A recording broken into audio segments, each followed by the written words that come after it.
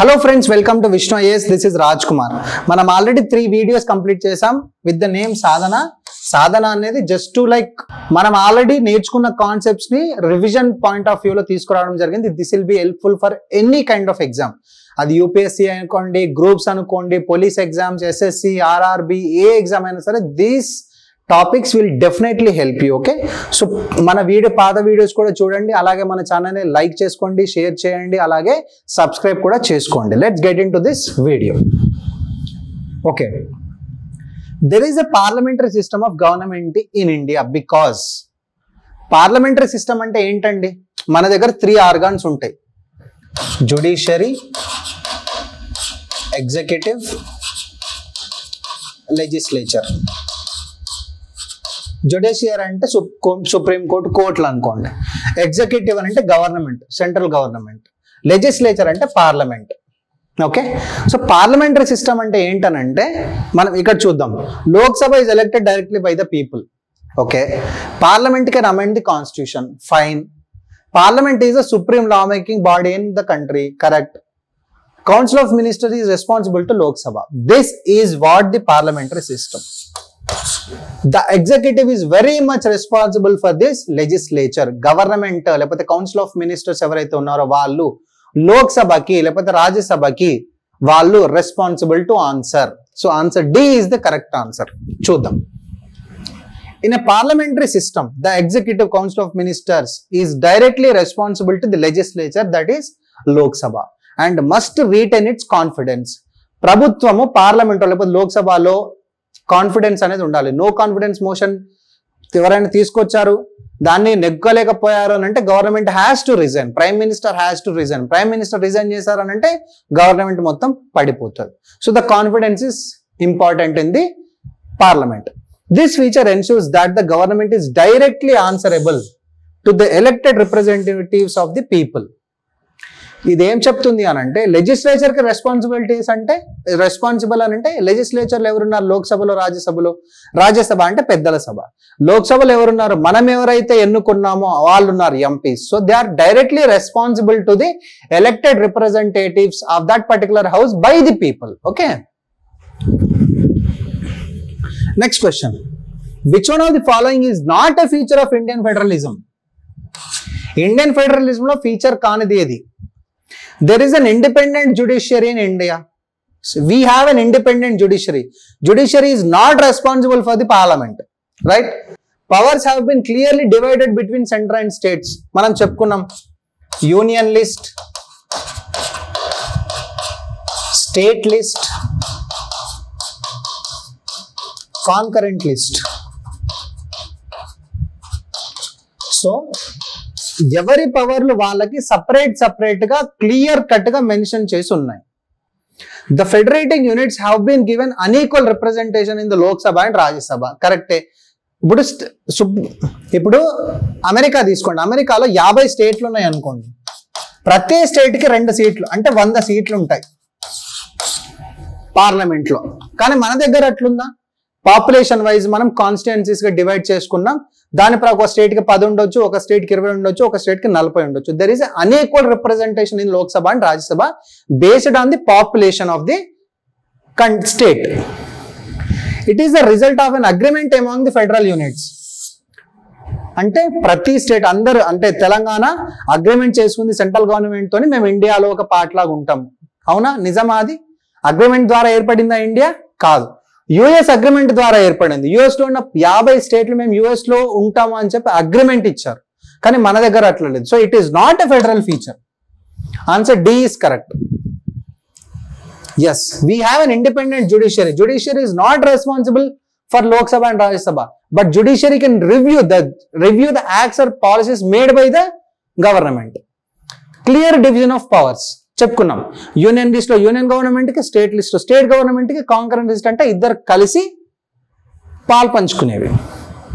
Unequal representation based on the population of the states. Clear కదా?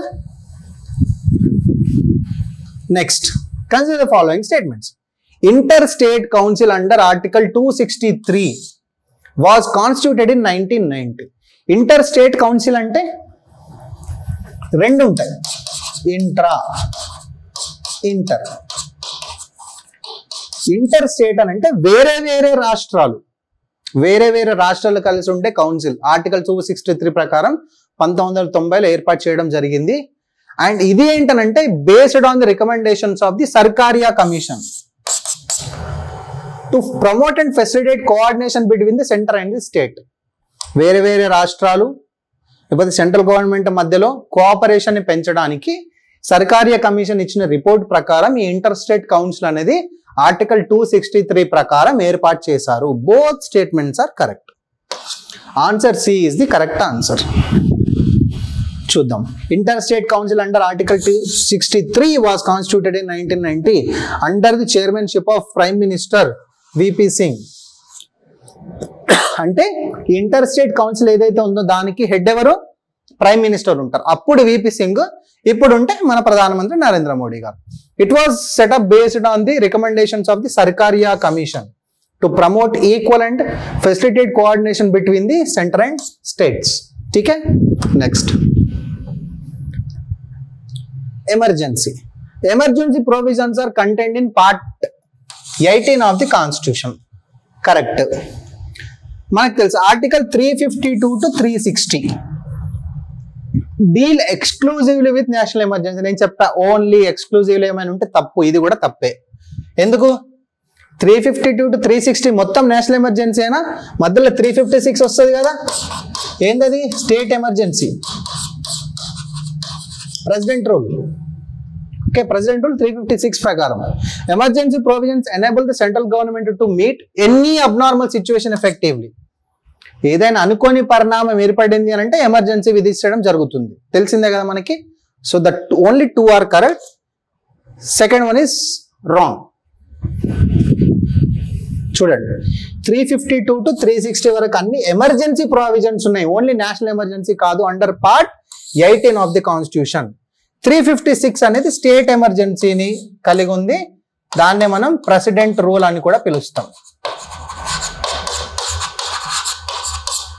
Okay, these provisions enable the central government to meet any abnormal situation effectively. ఏదైనా abnormal situation ఏదైనా arise అయితే emergency అనేది విధిస్తారు, మనకు తెలిసిన విషయమే. The rationality behind the incorporation of these provisions in the constitution is to safeguard the sovereignty, unity, integrity and security of the country, the democratic political system and the constitution. ఎందుకు emergency అని అంటే భారతదేశ సార్వభౌమాధికారానికి ఏదైనా effect వస్తుంది అని అనుకున్నా కూడా, లేకపోతే రెండు రాష్ట్రాల మధ్యలో ఏదైనా ఇబ్బంది అవుతుంది, అది వైలెంట్ కిందికి దారితీస్తుంది అన్నప్పుడు కూడా నేషనల్ ఎమర్జెన్సీని విధించడం జరుగుతుంది. అంటే ఒక అబ్నార్మల్ సిచ్యువేషన్ అనేది ఎరైజ్ అవ్వాలి. నెక్స్ట్, ఎమర్జెన్సీ టైంలో ఉన్న పవర్ అంతా కూడాను సెంట్రల్ గవర్నమెంట్ తీసుకుంటది, కానీ స్టేట్ గవర్నమెంట్ అనేది సస్పెండ్ అవ్వదు, అసెంబ్లీ ఫంక్షన్ అవుతుంది. సో స్టేట్ గవర్నమెంట్ అనేది సస్పెండ్ చేయరు, అది కరెక్ట్. ఓకేనా, స్టేట్ గవర్నమెంట్ అనేది సస్పెండ్ అవ్వదు.